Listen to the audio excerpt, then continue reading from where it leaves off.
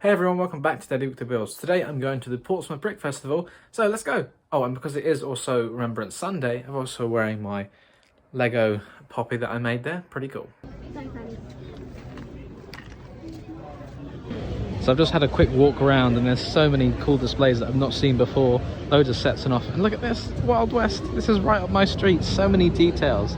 It's like a really enlarged, enhanced version of Legorado Fortress from, I think, the 90s, but wow. My Lego Wild West layout has nothing on this. Then we got the Lego Batman. I've seen this at a previous brick festival. Plenty of stalls, people selling things. Some interesting prices, some things below retail, some not so much. Some even slightly more, weirdly. Got new sets, used sets, vintage Lego, modern Lego, minifigures. So much to choose from. And there's a really cool Back to the Future display that this guy's worked on, but everyone's crowding around it, so I can't quite get it, but you can see some of it just over there. But we've got Marty's house with the DeLorean, his truck outside. Oh. All the minifigures as well. And then different scenes from the movie going down along there. Yeah.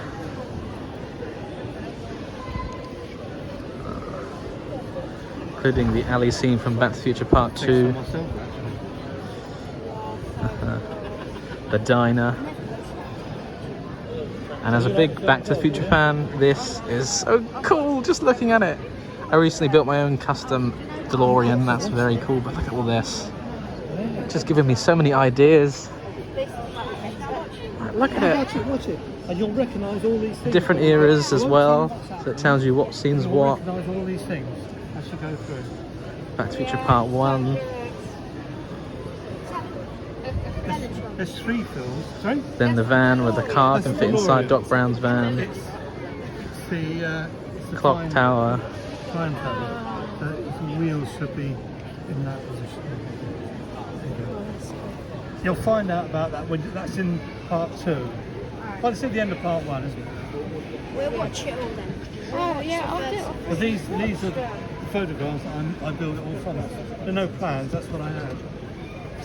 So and all the minifigures are all made up because the only ones you can buy is Marty with his red jacket on and the dog. You can't, Lego don't make any more.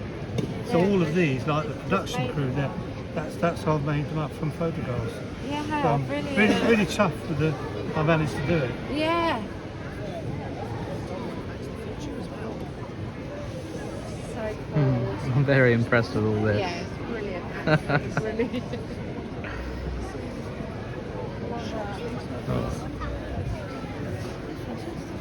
Yeah. And designed and based from the pictures. So that's really cool to see. Just bumped into Brick Bargains, another Lego YouTuber, for some good deals. So if you want any good deals, he normally does videos on them. Check him out. Here we've got a castle by Jason Joyner. I really like the colour scheme, the medium nougat and the dark orange. Not something you normally see with Lego castles, usually grey, but this looks very nice. And of course, very detailed. So many parts and minifigures. And we've got Ian's Bricks, but he's talking to someone at the moment, but always good to see his stall here. Some fair prices on Lego sets. And we've got these F1 cars here. Pretty basic, but still impressive, and I've seen these before. We've got this canal side here. That's really detailed. I really like that. The little narrow boats, canal boats there. Even the underwater and the jump bicycle, love that, that's brilliant.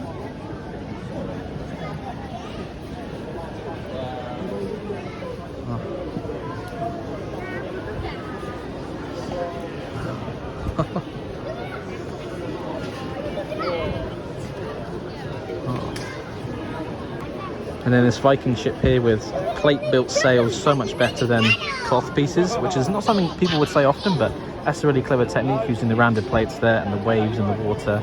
Very nice. And then we've got this stall at the back here with all these old rare sets that are stupidly expensive that I don't think anyone actually buys, but it's cool to look at some of the old ones, including the town plan set from 2008. £500 brand new.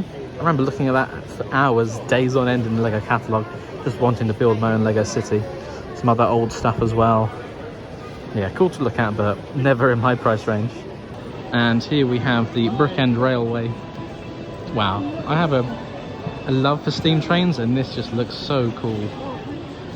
I've seen these guys on Instagram, but not in person before, but yeah, very detailed.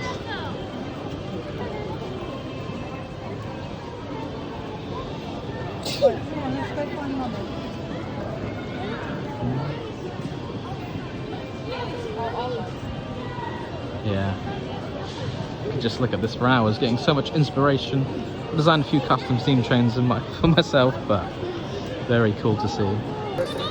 And they've even got it powered up, so the trains stop at the station for a little bit and then pull off, and they get back to work. Oh my god, it's a big and And you've got this sensor here, so when the train stops at the station, put your hand over it and the train will go off again. And I think this, along with the Back to the Future display, is probably my favourite one I've seen today so far.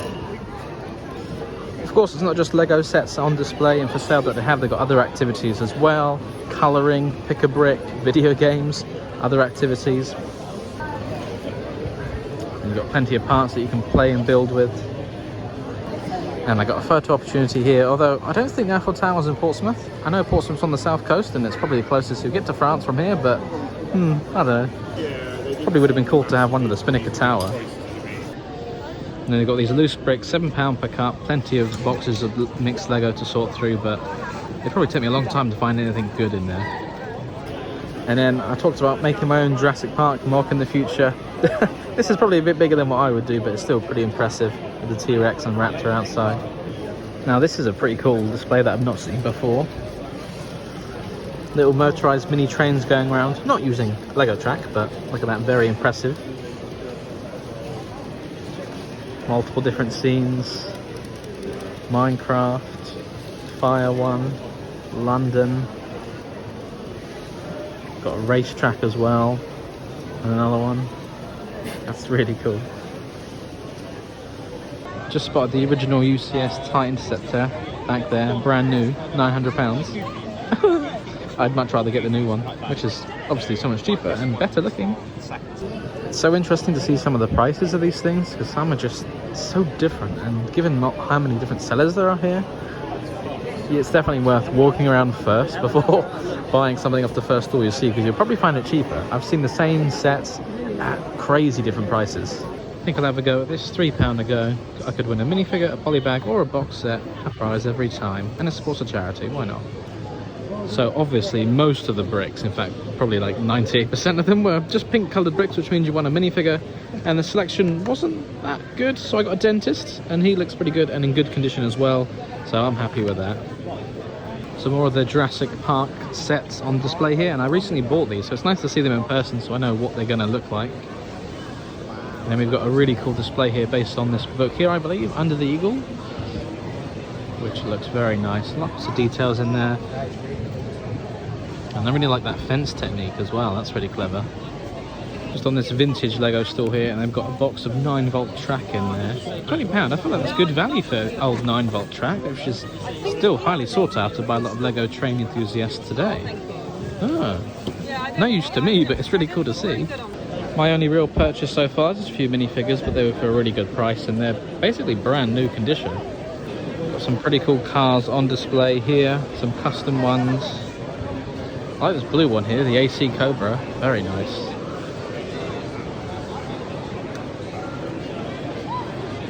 What's this? This isn't Lego, Pokemon, Airfix. What's that doing here?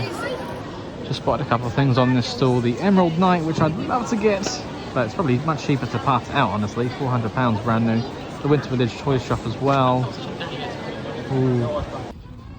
So I've just left the Portsmouth Brick Festival, going for a nice little walk, and they have this wall next to this bit of, well, mud and water.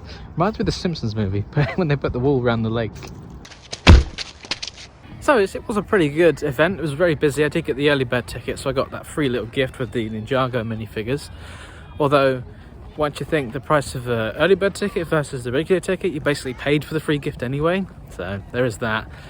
But yeah, to get that extra bit of early time, to be the first in there to see everything, was pretty cool. I didn't go there to buy anything, just to look around, because honestly, anything I can get there, I can get online. It's not like there's going to be super rare exclusive things, or if there are, they're going to be super expensive anyway. So it was cool to look at, which is why I went there. But I did pick up a couple of minifigures as well. Yeah, I'd go again. And I did get recognised by a couple of people. I thought I'd treat myself to McDonald's to round off the day. So I'm back home now after it was a fun day, it was pretty good. But yeah, some of the prices, it was so interesting, especially when so many people had the same sort of sets, a lot of current things, which you could get cheaper on Amazon or Argos. I guess if you're in there in the moment and you don't know that these sets are cheaper elsewhere or similar prices, that you would get it from them. And then obviously you had all the really old retired stuff, super expensive. And I kept thinking, who has the money to buy that? Though I was filming a clip and a guy next to me did just buy the old Lego roller coaster for £550. Wow. Fair play. Yeah, that was very expensive. There was a couple of things that I was kind of tempted by, but I just thought, yeah, I don't need to get it right there and then. So, yeah, it's cool to see. And I mainly went there just to see what was on offer. And like those displays, the Brick End Railway and the Back to the Future one, that was really cool. The guy who did the Back to the Future one was really passionate about it. He was dressed up as Doc Brown, and he created like all his mock space sort of stills from the movie, so he didn't like use any digital instructions or anything. And I felt that was pretty genuine, and he was just so passionate about the things that he made, so that was really cool to see. So yeah, it was a good day overall, and I picked up a couple of minifigures. So yeah, that's pretty fun, and getting recognised as well. And a couple of people commenting on my little poppy for Remembrance Sunday, as it was today. Interestingly, they didn't do a minute silence. I know it's a busy event and everything, but I kind of expected them to do like an announcement over a PA system or something, just to say, time is now 11 o'clock, you know, we're going to do our minute silence and things. I mean, I saw the time and I was signed up for that, but that's okay, you know. But yeah, pretty cool poppy. I might make a few of these up actually and release instructions for them or something like that. So that's pretty cool, something to save for next year, I guess. But yeah, thank you very much for watching. I'll be going to the Southampton Brick Festival, which is in next month in December. So maybe you'll see me there. If you saw me today, thank you for saying hello. Yeah, it was a good day. So yeah, thanks for watching. I'll see you next time for another Lego video. Bye for now. Thank you very much for watching. If you enjoyed this video, don't forget to check out the other videos on this channel or on one of my other channels as well. And of course, don't forget to like, comment, subscribe and share with your friends.